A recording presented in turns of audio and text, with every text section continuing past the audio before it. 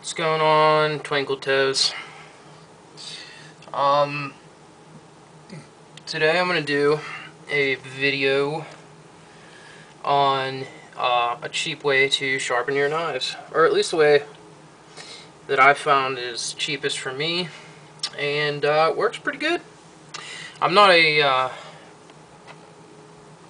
professional knife sharpener. I don't really do it a lot. Well, I mean, I do, but I don't, I have my own little technique. It might not be correct, but I'm not an expert by any means. I'm just going to show you guys, a nice cheap way to sharpen your knives if you can't afford a fancy knife sharpener. What I found works best for me, and I've tried a bunch of different ways, or a bunch of different kinds, but sandpaper.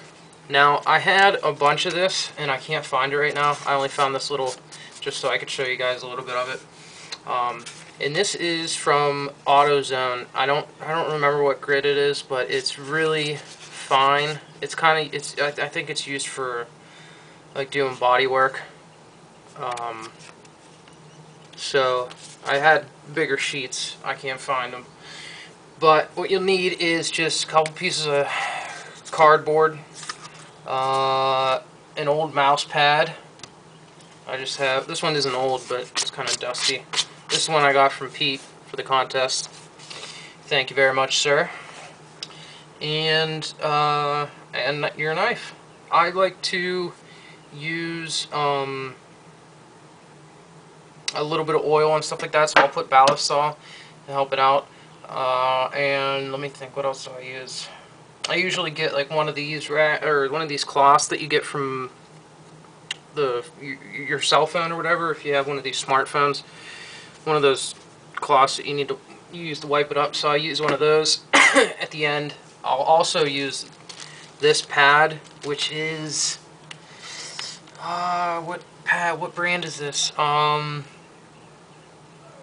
Crap, I completely forget what it is. Do I have the empty thing around here? Clean Bore, I think.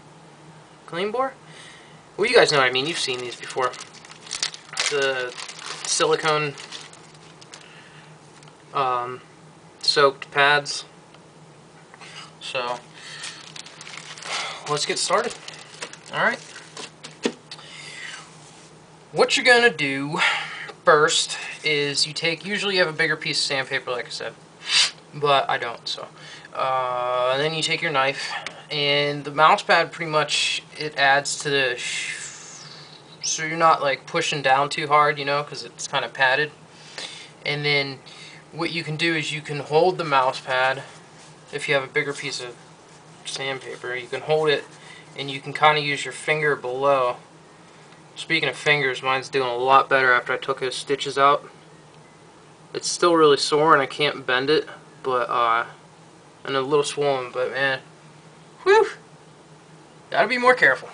Anyway, so I like to start at like the base, and just work my way up in a, kind of like a motion like this. And then sometimes I'll just sit, I don't know if I can get this on the camera. Yeah, you're in there. Put down on the corner here. And just go up with it. And then just go back down. You know what I mean? I don't like to go, I like to go in like a motion like this, instead of just a hair in there. Freaking cat hairs. Dude, my cat hair, I have two cats, and the one doesn't shed too much. The other one, man, he's all white. His name's Richard. I don't know if I showed you guys him. He's a pretty cool cat. I'll tell you what's cool. If you guys have cats, get this app if you have an iPhone. Let me see what it's called. I forget what it's called. It's Human to Cat. It's got these meows on it. It's pretty cool, huh? My cats go crazy. And you can actually, I don't know if this works, but you can talk into it, like you can record, like, what's going on, cat? and then stop it.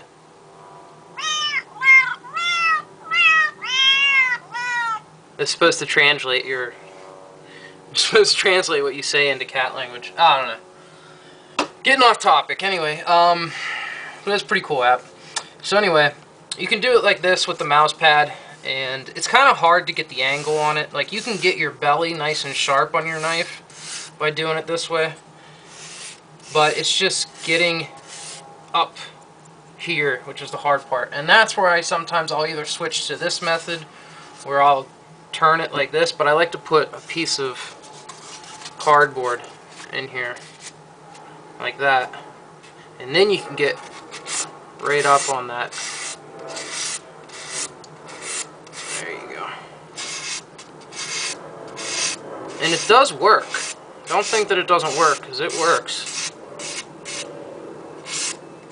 And this sandpaper is so fine that it takes a little bit longer, depending on what kind of steel you got too. If you got a harder steel, you might want to get a tougher grit sandpaper and then work your way up, you know, to a higher grit. But this seems to work just fine on this steel, which I forget what steel this buck's made out of. But the 8CR13 MOV steel from Kershaw, I mean, this seems to work great on it. But you just do that a couple times, and then the other thing what I learned this from Cutlery Lever from Jeff, is to strop with a piece of cardboard. I know Marbles, Looking for Me Marbles just made a strop with some leather and stuff like that, so I'll probably be getting into that a little bit later on whenever I save up some money and stuff. So, but then once you get done, I mean, you can use the oil too with the ballistol. Like, I'll spray a little bit of ballistol on the edge. This might be a long video. I hope not. I'm not trying to make it long. And then you can take this, and you can get the oil on there too. I don't know what that really does, but kind of, I don't know. It seems like it helps it out. I haven't sharpened this knife either since I bought it, so this is the first time I'm doing it. Well, that's a lie. I did it a little bit before the video. I was just testing this part out. But, so you do that a little bit, and then you can take it and wipe it off. And then you can do your strop. And the stropping, and I even do this after I get done using the knife too. You just use it on this edge of your cardboard. Just strop her down.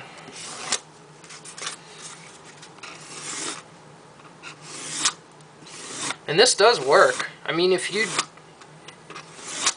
do this after, you know, if you use your knife a lot and you use it like whenever you get home, it'll keep your knife nice and sharp.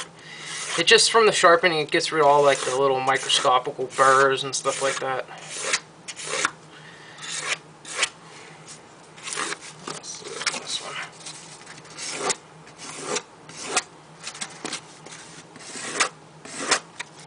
You can even feel it getting nice and sharp in there. Yeah, I mean, it's pretty sharp right now. Now what I'll do is it still has ballistol remnants on it, so I'll just shine it up a little bit, maybe get some of this, and put some of this clean bore stuff on it. I usually just put this on for storage, but whenever I'm storing the knives away, get that nice silicone finish on that. I usually just wipe it with the silicone and then leave it. But I mean, this thing, let me get some paper, do a little paper test for you. It was pretty dull. It was so dull that it was catching the paper when I was trying to do paper tests. I'm not good with paper tests, just so you guys know. This paper's pretty thin. We'll see what we can do with it. See what I mean? I suck at it. There you go. It's sharp now. I mean, it was doing like that before. You just got to get it at the right angle. It's pretty sharp right now. It could be sharper, but come on, man. Let me show you on some cardboard. And it just slices right through it. See what I mean? Jelly bean. Let's see if I can do one of these. Try not to cut myself. Yeah, baby. Like butter. Slices that right up. So, I mean, it works if you're short on cash and you can't afford a big time knife sharpener. I'll tell you what, it works good on like utility blades, like, you know, your 2.5, 3-inch blades or whatever. But if you want to use it on like a Spartan or something, I don't think it's going to work that well. But you can always try. So anyway, that has been Gun Skinny's little money-saving knife sharpening lesson for the day. And all is well. I guess that's about it, guys. Let me know what you guys think. If you want to try it out or whatever, leave me a comment. And take care. Be safe out there. Later, Gators.